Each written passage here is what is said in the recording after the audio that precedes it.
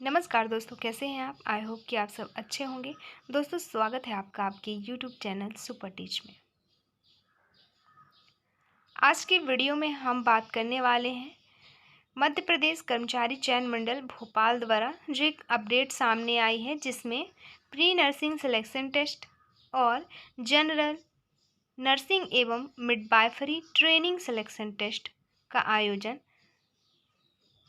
वर्ष 2024 होने वाला है। तो उससे संबंधित संपूर्ण इन्फॉर्मेशन इसमें हम देखेंगे। जैसे उसमें आवेदन की प्रारंभिक तिथि क्या है, अंतिम तिथि क्या है, आवेदन में कोई त्रुटि हो जाती है तो संशोधन की तिथि क्या है, साथ ही परीक्षा कब होना है, एग्ज़ाम फीस क्या रहेगा, सिलेबस क्या रहेगा, एग्ज़ाम की टाइमिंग क्या रहेगी। इसके अलावा संपूर्ण सिलेबस हम डिटेल्स में देखेंगे। देखिए, अगर वीडियो ज़्यादा लंबी होती है तो सिलेबस हम नेक्स्ट वीडियो में अपलोड कराएंगे, और अगर कम समय में ही सारी चीज़ें डिस्कस कर पाते हैं तो फिर इसी में ही सिलेबस पे भी डिस्कस कर लेंगे। चलिए शुरू करते हैं बिना किसी देरी के। ये जो वीडियो है pre nursing selection test PNST एवं जनरल नर्सिंग एवं मिडवाइफरी ट्रेनिंग सिलेक्शन टेस्ट 2024 के परीक्षा संचालन एवं प्रवेश संबंधी है। एग्ज़ाम कंडक्ट कराने की बात करें तो ये एग्ज़ाम मध्य प्रदेश कर्मचारी चयन मंडल भोपाल द्वारा कराई जाती है, इसलिए सारे नियम रेगुलेशंस जो भी नियम निर्देश हैं वो सब इसी के द्वारा जारी किए जाते हैं इस परीक्षा से संबंधित। अब हम देखेंगे आवेदन की प्रारंभिक तिथि। आवेदन की प्रारंभिक तिथि की बात करें तो प्रारंभिक तिथि है 31 जुलाई 2024, अर्थात आवेदन स्टार्ट हो चुके हैं कल से, जो कि 31 जुलाई 2024 थी तब से। अंतिम तिथि है 14 अगस्त 2024, मतलब 14 तारीख तक आप आवेदन कर सकते हैं। तो 31 से लेके 14 अगस्त 2024 तक इसके फॉर्म भरे जाएंगे। मान लीजिए आवेदन में कोई त्रुटि हो जाती है, कोई गलती हो जाती है, तो उसमें संशोधन के लिए कौन सी तिथि रखी गई है। तो संशोधन की तिथि रखी गई है फ्रेंड्स 31 जुलाई 2024 से फॉर्म भरने के साथ ही साथ संशोधन भी प्रारंभ हो जाएंगे, लेकिन अंतिम तिथि रखी गई है 19 अगस्त 2024। अब परीक्षा दिनांक व दिन कब कब है, तो परीक्षा जो होगी वो है 4 सितंबर और 5 सितंबर को, दिन बुधवार और गुरुवार को आपका एग्ज़ाम होगा इसका। तो परीक्षा डेट वगैरह सब पहले से तय कर दी गई है, इसके बाद ये सारी चीज़ें अपडेट की गई है। परीक्षा शुल्क देखेंगे तो जो अनारक्षित अभ्यर्थी हैं उनको पे करना होगा 400 रुपये परीक्षा शुल्क, और जो SC ST अन्य पिछड़ा वर्ग निःशक्त जन EWS अभ्यर्थियों के लिए जो परीक्षा शुल्क रहेगा वो रहेगा 200 रुपये। और ये जो परीक्षा शुल्क की बात कर रहे हैं हम, ये केवल मध्य प्रदेश के मूल निवासियों के लिए है। इसके अलावा 20 रुपीज़ आपको पोर्टल शुल्क देना होगा, और 20 रुपीज़ जो देना पड़ेगा वो देना पड़ेगा रजिस्टर्ड सिटीजन यूज़र के माध्यम से लॉगिन कर फॉर्म भरने पर जो शुल्क दे होता है वो। अब ऑनलाइन परीक्षा पद्धति की समय सारणी पर चर्चा करेंगे। तो परीक्षा दिनांक पहले ही पता चल चुका आपको कि 4 और 5 सितंबर 2024 को परीक्षा होनी है। तो जो परीक्षा होगा वो 2 पालियों में होगा फ्रेंड्स, प्रथम पाली और द्वितीय पाली। प्रथम पाली का जो एग्ज़ाम होगा वो 7, रिपोर्टिंग टाइम उसका जो रहेगा वो रहेगा 7 से 8, निर्देश पढ़ने का 8:50 से 9, और एग्ज़ाम जो होगा वो होगा 9 से 11 बजे तक, मतलब 2 घंटे का एग्ज़ाम होगा प्रथम पाली का। ऐसे ही सेकंड पाली का भी, द्वितीय पाली का भी एग्ज़ाम 2 घंटे का ही होगा। लेकिन समय की बात करें तो समय दोपहर 12 से 1 तक रिपोर्टिंग टाइमिंग रहेगी, 1:50 से 2 बजे तक निर्देश पढ़ने का समय दिया जाएगा, और फिर 2 से 4 बजे तक इसका एग्ज़ाम होगा। अब महत्वपूर्ण निर्देश हैं या टिप्पणी कहें तो ये क्या है महत्वपूर्ण निर्देश, एक एक करके चलिए देख लेते हैं। पहला है अभ्यर्थी का आधार पंजीयन अनिवार्य है। दूसरा, मंडल द्वारा आयोजित परीक्षाओं में मूल फोटो युक्त पहचान पत्र लाना अनिवार्य है। मूल फोटो युक्त पहचान पत्र के रूप में अभ्यर्थी मतदाता पहचान पत्र, पैन कार्ड, ड्राइविंग लाइसेंस, तथा पासपोर्ट में से एक को चयनित कर सकता है। UIDAI के द्वारा सत्यापित होने पर ही ई-आधार मान्य होगा। मूल फोटोयुक्त पहचान पत्र के अभाव में अभ्यर्थी को परीक्षा में सम्मिलित होने से वंचित किया जा सकता है। तो ये महत्वपूर्ण निर्देशों में से दूसरा था। थर्ड है, अभ्यर्थी को नियम पुस्तिका में विनिश्चित मूल परिचय पत्र के अतिरिक्त अपना आधार कार्ड, ई आधार कार्ड या आधार कार्ड की छाया प्रति या आधार नंबर या आधार VID की जानकारी लाना अनिवार्य है। नेक्स्ट, परीक्षा में प्रवेश के समय एवं परीक्षा के दौरान बहुस्तरीय बायोमेट्रिक सत्यापन अनिवार्य है। अगला, परीक्षार्थियों को परीक्षा में रिपोर्टिंग समय तक परीक्षा केंद्र में प्रवेश की अनुमति होगी। इसके पश्चात विलंब से आने पर अभ्यर्थियों को प्रवेश की पात्रता नहीं होगी। अगला है, परीक्षा कक्ष में इलेक्ट्रॉनिक डिवाइस यथा डिजिटल घड़ी, mobile phone, calculator, long table, sunglasses एवं नकली पर्चा आदि का उपयोग पूर्णतया वर्जित है। अगला है, ऑनलाइन आवेदन पत्र क्रमांक के द्वारा ही ऑनलाइन परीक्षा हेतु अभ्यर्थी अपना प्रवेश पत्र प्राप्त कर सकते हैं। अतः आवेदन पत्र क्रमशः आवश्यक रूप से संभाल कर रखें, जिसकी समस्त जिम्मेदारी आवेदक की ही होगी। अगला है, परीक्षा केंद्र पर आवेदक को काला वॉल पॉइंट पेन तथा परीक्षा हाल में प्रवेश हेतु मंडल की वेबसाइट से डाउनलोड किए गए प्रवेश पत्र साथ लाना अनिवार्य है। अगला, किसी परीक्षार्थी को परीक्षा प्रारंभ होने के पश्चात परीक्षा समाप्ति तक परीक्षा कक्ष छोड़ने की अनुमति नहीं होगी। अगला है, आवेदन पत्र भरते समय उम्मीदवारों से किसी प्रमाण पत्र का परीक्षण ESP द्वारा नहीं किया जाता है। अतः कंप्यूटर आधारित ऑनलाइन परीक्षा में उम्मीदवारों की पात्रता पूर्णतया प्रोविजनल होती है। दोस्तों, अब थोड़ा सा देख लेते हैं ये जो PNST है, GNM-TST है, ये कितने कितने साल का कोर्स है, क्या कैसे है ना। तो जो PNST है, प्री नर्सिंग सिलेक्शन टेस्ट,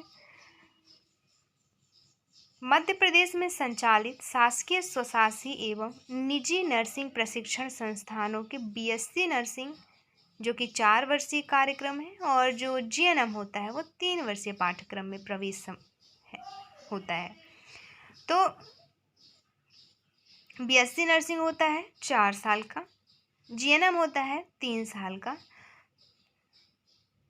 तो यहाँ पे जो general nursing and midwifery training selection test हो रहा है वो रहेगा 3 साल का, और नर्सिंग टेस्ट जो हो रहा है वो रहेगा 4 साल का।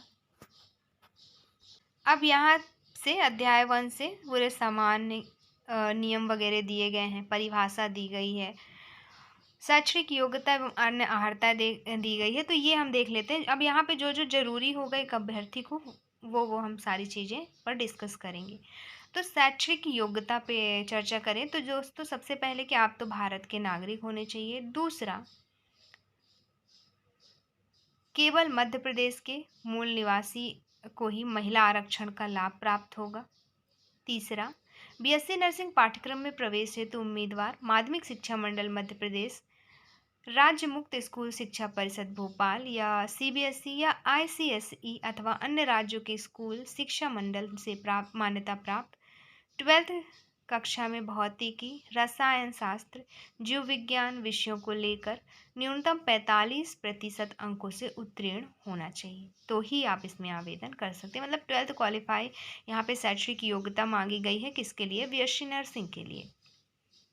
और उसमें भी आप 12th में कम से कम इन 45% से क्वालिफाई होने चाहिए, और ये विषय होने चाहिए जैसे भौतिकी, रसायन शास्त्र या जीव विज्ञान।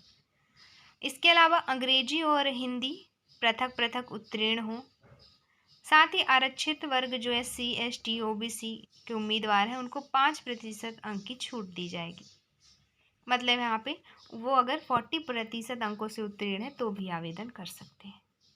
अगला, मध्य प्रदेश राज्य में कार्यरत आशा कार्यकर्ताओं के लिए BSc नर्सिंग पाठ्यक्रम में सीटों का आरक्षण मात्र शासकीय नर्सिंग प्रशिक्षण केंद्रों में लागू होगा।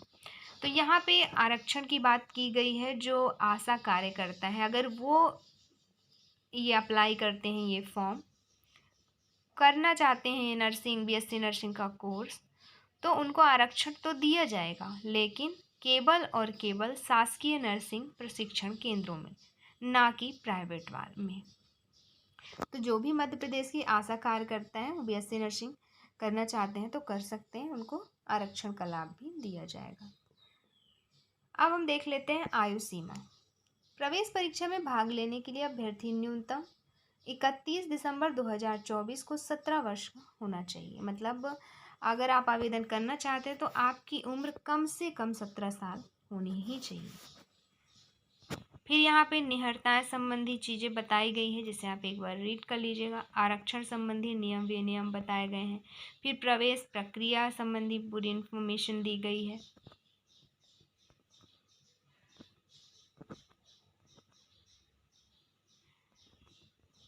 फिर कट ऑफ मार्क्स दिए गए हैं, कितना कट ऑफ मार्क्स रहेगा। तो 50% रखा गया है अनारक्षित वर्ग एवं EWS वर्ग के अभ्यर्थियों के लिए क्वालिफाई नंबर।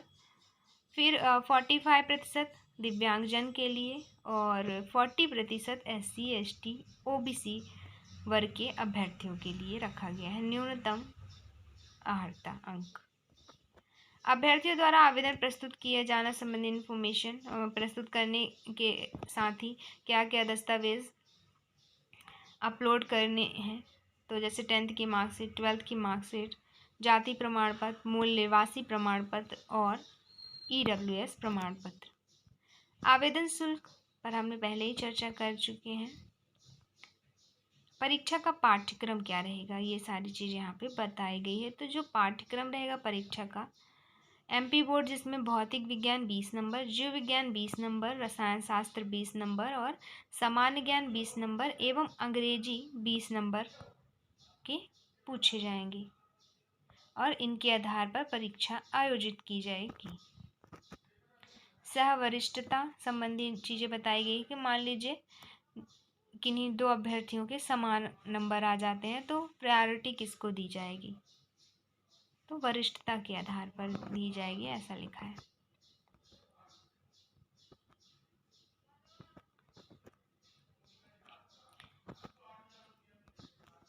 परीक्षा हॉल में क्या चीज़ें ले जानी है क्या नहीं ले जानी है उससे संबंधित इन्फॉर्मेशन यहाँ पे दी गई है। इससे पहले हमने पूरा डिस्कस कर लिया है कि क्या नहीं ले जाना है और क्या लेकर जाना है।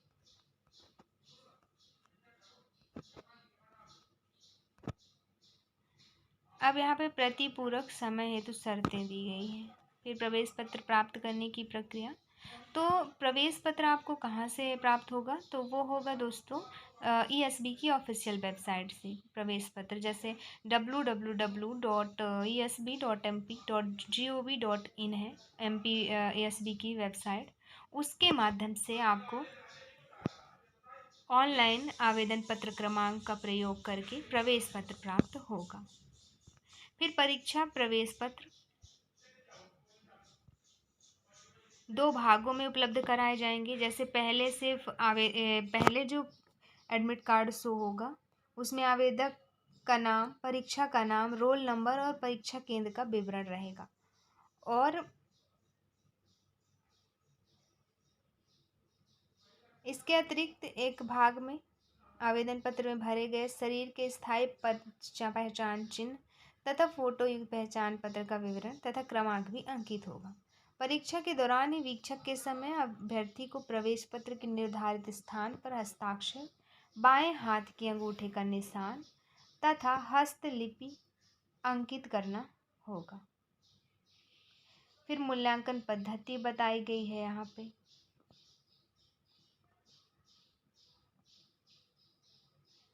इसके अलावा नॉर्मलाइजेशन जो पद्धति होती है वो भी बताई गई है पूरी डिटेल्स के साथ। अनुचित साधन के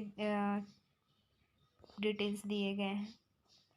परीक्षा परिणाम का प्रकाशन कहाँ होगा, तो ये भी ESB की वेबसाइट पर होगा। परीक्षा परिणाम ESB की वेबसाइट। यहाँ पे ऑनलाइन आवेदन पत्र भरने की व्यवस्था क्या रहेगी वो चीज़ें बताई गई है पूरी। और इसके 2 विकल्प हैं, एक तो आप इंटरनेट कैफ़े के द्वारा कियोस्क के माध्यम से आवेदन कर सकते हैं, दूसरा आपके स्वयं के कंप्यूटर द्वारा भी आवेदन कर सकते हैं उसकी ऑफिशियल वेबसाइट में जाके, जैसे www.esb.mponline.gov.in के माध्यम से।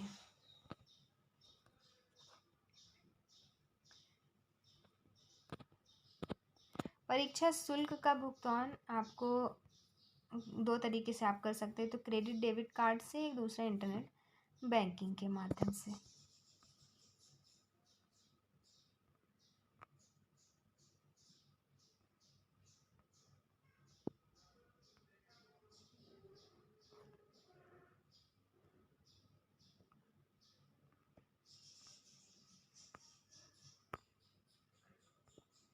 अब यहाँ पे पूरा सिलेबस दिया गया है, जिसे हम नेक्स्ट वीडियो में देखेंगे, डिटेल सिलेबस।